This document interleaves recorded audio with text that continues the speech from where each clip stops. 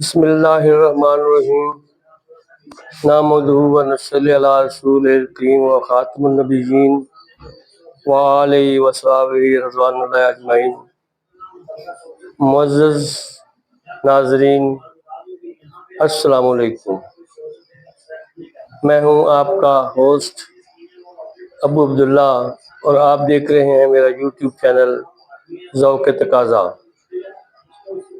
آج کے اس ویڈیو کا آغاز میں علامہ اقبال کے اس شعر سے کروں گا: اے طائر لاہوتی، ہے اس رزق سے موت اچھی، جس رزق سے آتی ہو پرواز میں کوتاہی۔ یہ ان دنوں کی بات ہے جب پاکستان نے ایٹمی دھماکے کیے تھے اور اس کی وجہ سے کاروبار میں تھوڑی مندی تھی، کچھ ایسے مارکیٹ میں حالات اچھے نہیں تھے، کچھ کام وغیرہ جو تھے کم ہو گئے، یا جو بھی گورنمنٹ کے فنڈ وغیرہ تھے جس سے بھی پابندیاں وغیرہ تھی، اس طرح کوئی مسئلہ تھا۔ تو ہمارے محلے میں جس میں ہم رہتا تھا، تو گلی کے باہر ایک بازار تھا۔ اس بازار میں جیسے دکانیں ہوتی ہیں کپڑے کی، جنرل اسٹور وغیرہ، کھانے پینے کی بھی، اور اس کے ساتھ ہوٹل وغیرہ بھی تھے۔ تو یہ جب عشاء کے بعد تھوڑا لیٹ دکانیں وغیرہ بند ہو جاتی تھی کہ 9-10 بجے کے قریب، اور کھانے پینے کے ہوٹل اور وہ جو پان سیل وغیرہ کی دکانیں وہ کھلی ہوتی تھیں۔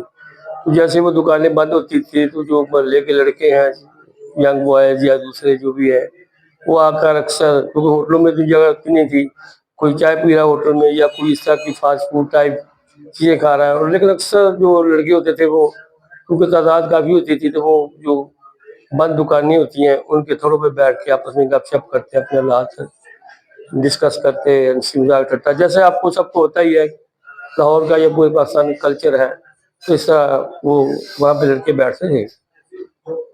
تو کوئی 11 بجے یا 12 بجے کا ٹائم تھا، رات 11-12 بجے کا ٹائم تھا، تو میں فیملی کے ساتھ وہاں گلبرگ کے علاقے میں رہ رہا تھا ان دنوں۔ تو میں نکلا باہر، کوئی بچوں کی کھانے پینے کی چیز یا کوئی دوائی وغیرہ لینے کے لیے نکلا، مجھے ابھی اچھی طرح یاد نہیں ہے۔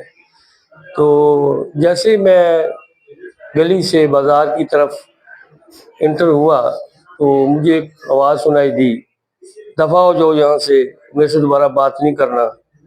اور اسی طرح وہ جو لڑکے ہیں کچھ اکٹھے ہو رہے تھے، 8-10 لڑکے تھے، اور میں بھی چلا گیا۔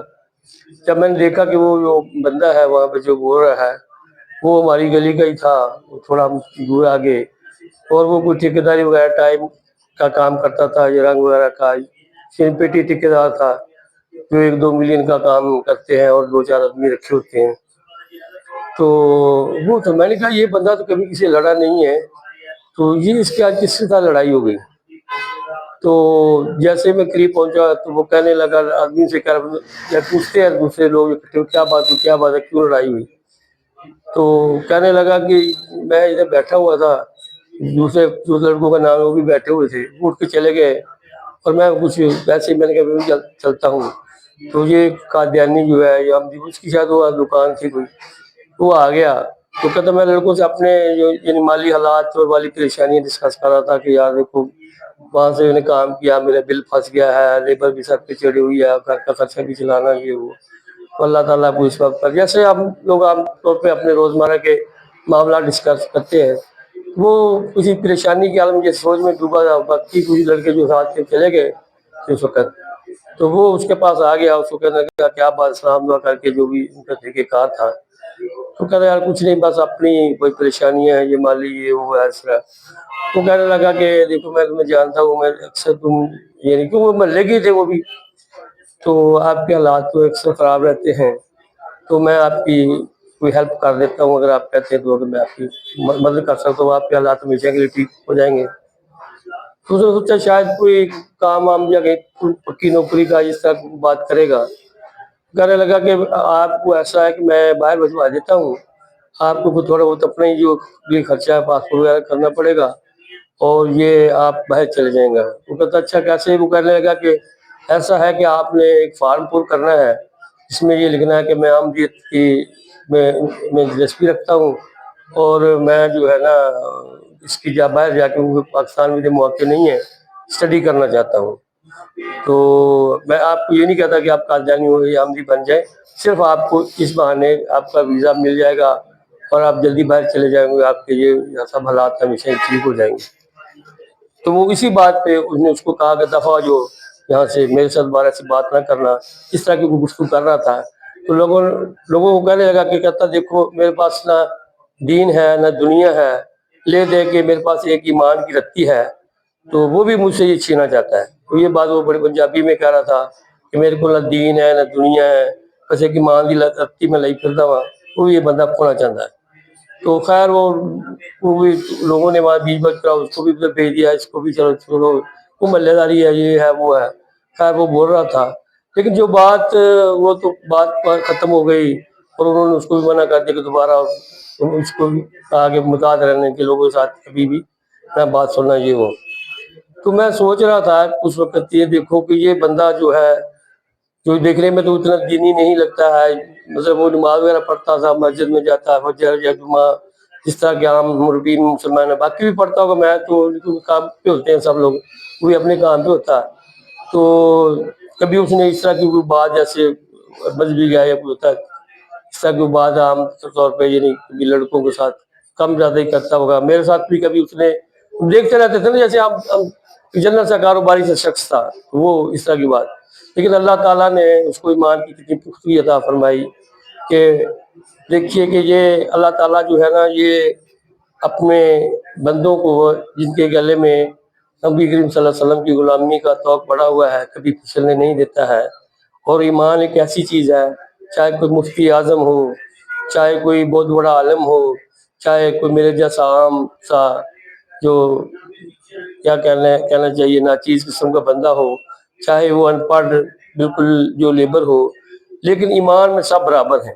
جیسے ہم پاکستانی ہیں، چاہے وہ سر پاکستان ہو، چاہے وہ عام ریڑھی بان ہو، عام مزدور بندہ ہو، تو وہ شناختی کارڈ اس کا ویسے ہی پاکستانی ہے. اور دوسری چیز ہے کہ اس کا بھی ووٹ ہے، کیا اس کا بھی ووٹ ہے. تو میں بڑا حیران ہوا کہ دیکھو اس بندہ کو اللہ تعالیٰ نے کتنا ایمان کی پختگی عطا فرمائی ہے. تو اللہ تعالیٰ ہمیں سب کو نبی صلی اللہ علیہ وسلم کی ختم نبوت پہ ایمان رکھنے کی توفیق عطا فرمائے. اصل میں یہ بات مجھے اس طرح یاد آئی کہ پچھلے دنوں میں ادھر ہی اپنے گاؤں کی طرف جا رہا تھا تو ایک پرانا جاننے والا بندہ مل گیا. تو میں سے حال پوچھتے تو میں نے کہا کہ کیا ہوا کرتا ہے. جیسے اب آج کل اسٹڈی ویزے پہ اور دوسرے پہ وہ لوگوں کو بھیجتے ہیں باہر، اور اکثر وہ جو کنسلٹنٹ یا ایجنٹس وغیرہ ہیں، وہ کہہ رہا تھا میں نے ایسے پیسے پوسے دیے ہوئے تھے، یہ کافی عرصہ ہو گیا، کوئی اچھی خبر نہیں تھی. میں نے اس کے پاس گیا تو اس کو میں نے کہا کہ یار کچھ جلدی کرو، میں اب بچہ پریشان ہے، میرے مالی حالات ڈاؤن ہو رہے ہیں، ہم نے کچھ زمین وغیرہ بیچ کے اس طرح کی کچھ پراپرٹی وغیرہ بیچ کے پیسے دیے ہیں. تو وہ کہتا مجھے اس نے نا ایک کہتا یار کہ بہت زیادہ جلدی فارم پر کر دو. تو میں کہتا ہوں میرے فارم میں آگے رکھا کہ یہ میں نے جب پڑھا میں نے کہا نہیں تم یہ فارم چھوڑو، میں نے جانا ہی نہیں باہر، تم میرے پیسے واپس کرو، میں آئندہ جاؤں گا نہیں. تم نے مجھ سے ایسا کیوں کہا؟ تو اللہ تعالیٰ نے ایسے ایسے درویش بندے اور ایمان کے پختہ بندے بھی پیدا کیے ہیں. دعا کریں اللہ تعالیٰ ہمیں نبی صلی اللہ علیہ وسلم کی ختم نبوت پہ استحکام عطا فرمائے، یقین رکھنے کی، اور دوسرے لوگوں کو جو بھی ہے غیر مسلم وہ ہمیں ہمارے مسلمانوں کو گمراہ نہ کر سکیں. جزاکم اللہ خیر. اگر آپ کو یہ میری ویڈیو اچھی لگی ہے تو اس کو سبسکرائب کریں، شیئر کریں اور کمنٹس کریں. شکریہ، جزاک اللہ.